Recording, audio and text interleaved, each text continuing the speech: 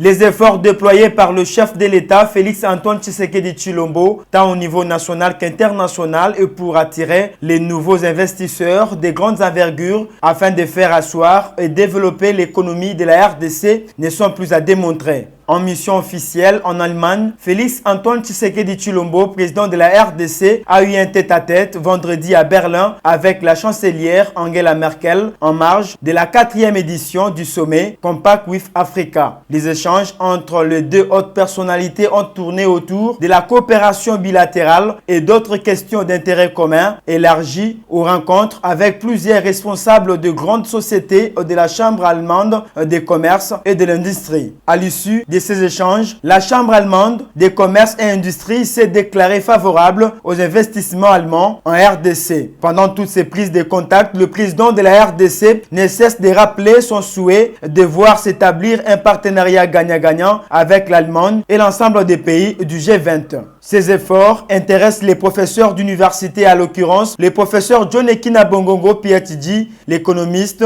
industrialiste et consultant à joint venture, qui salue et apprécie à sa juste valeur les exploits réalisés par le chef de l'État et suggère que l'accent soit mis, entre autres, sur les investissements dans le secteur des industries industrialisantes à travers la formule de joint venture contenue dans son ouvrage qui retrace un modèle approprié de partenariat gagnant-gagnant, du reste publié en Allemagne aux éditions universités européennes d'Allemagne et qui a été primé d'un prix d'excellence internationale, à savoir certificat honorifique pour l'excellence de son œuvre scientifique.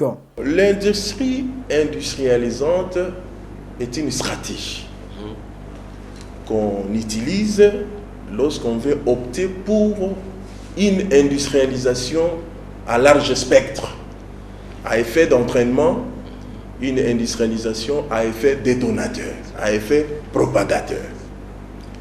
Ces industries, sont des industries qui, dans leur environnement, essayent de modifier la structure de la matrice interindustrielle.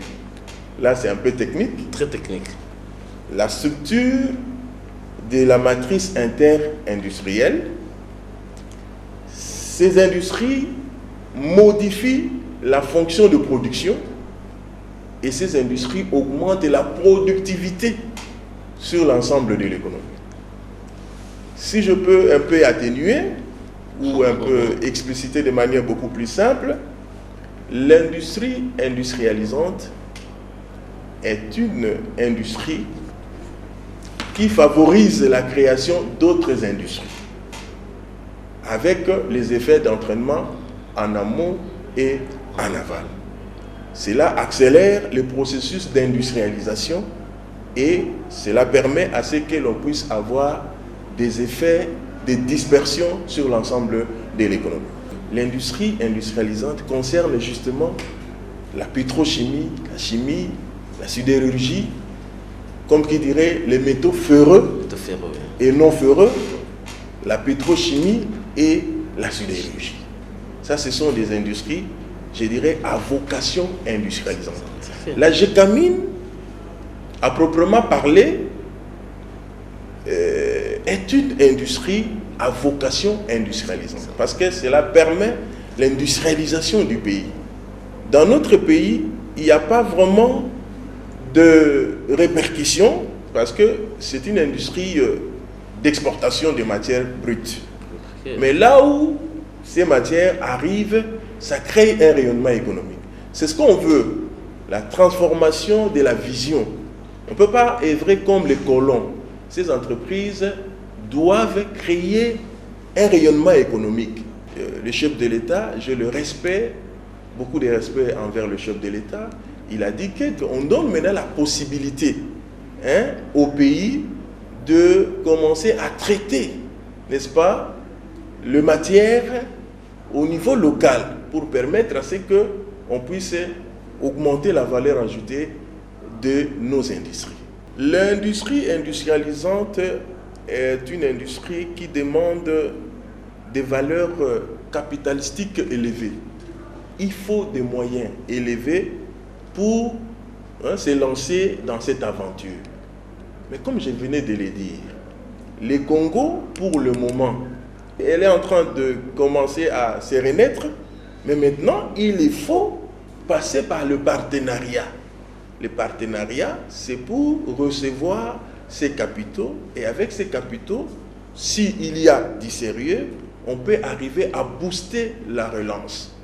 Sans cela, il nous sera difficile de sortir de l'ornière pour se placer autour de l'orbite. Insistant sur la prise en compte des joint ventures dans le programme économique du gouvernement et de la planification industrielle de la RDC, le professeur John Ekina Bongongo fait savoir que cette formule a depuis la nuit des temps fait preuve en ce qui concerne la relance économique de plusieurs pays à travers le monde. À ce titre, elle s'avère incontournable pour la RDC et par le temps qui court. Normalement, si on est dans le cadre d'une joint venture, les deux entreprises ne disparaissent pas. Les deux entreprises continuent d'exister. Mais elles créent une nouvelle structure. Okay. Et cette structure évolue de manière autonome.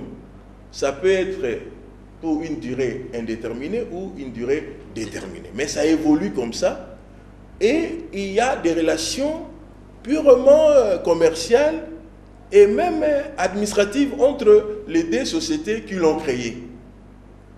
Il y a un cadre juridique qui essaye de montrer noir sur blanc les dividendes, les profits à gagner de part et d'autre. Tous ces pays-là, en commençant par les États-Unis, sont passés et sont en plein pied dans la joint venture. Tous ces pays. J'ai fait, comme qui dirait, un tour d'horizon. J'ai étudié la joint venture en Afrique, en Amérique et tout. Tous, on est dans la joint venture. Si on enlève l'aspect joint venture, dans tous ces pays-là, il y aura une dégringolade de ces économies-là. Même les États-Unis, il y a la joint venture. Les États-Unis avec la Chine, les États-Unis, Nokia avec ceci. Il y a la joint venture. Même la Belgique, pour que la Belgique puisse se relancer, dans la thèse du professeur Bongoy, il a démontré noir sur blanc que si la Belgique s'est relancée après la guerre, c'était grâce à la joint venture. Si dans les pays on dit que c'est 40 milliards, on enlève seulement le partenariat, on enlève la joint venture, vous n'en parlerez plus. Donc il n'y a que ça qui attire les capitaux. Et les capitaux arrivent sans trop de restrictions, sans trop de modalités. Mais le problème est que lorsque les capitaux entrent dans une économie, il faut utiliser ça de manière rationnelle. Parce que de la même manière les capitaux entrent, de cette même manière que les capitaux peuvent sortir. Quand les capitaux entrent, au moins, ça s'annonce. Ah, nous venons pour conclure un contrat de partenariat. Mais le jour où les capitaux quittent, ça ne peut pas annoncer. Il suffit qu'il y ait seulement les indicateurs qui ne sont pas au beau fixe, le partenaire se désengage de l'affaire. C'est ainsi que, on a besoin de revenir. Il faut intégrer les éléments pour rendre efficace ou efficient le partenariat. Ça passe par une loi. J'ai conçu cette loi-là, je l'ai avec moi, et la loi est là. En dehors de la loi, il faut mettre en place un modèle unique, modèle type de contrat de joint venture pour éviter la disparité. On peut aussi ajouter un observatoire et puis un management approprié. Le professeur John Ekina Bongongo invite les décideurs à utiliser rationnellement les capitaux qui seront investis pour atteindre les résultats attendus.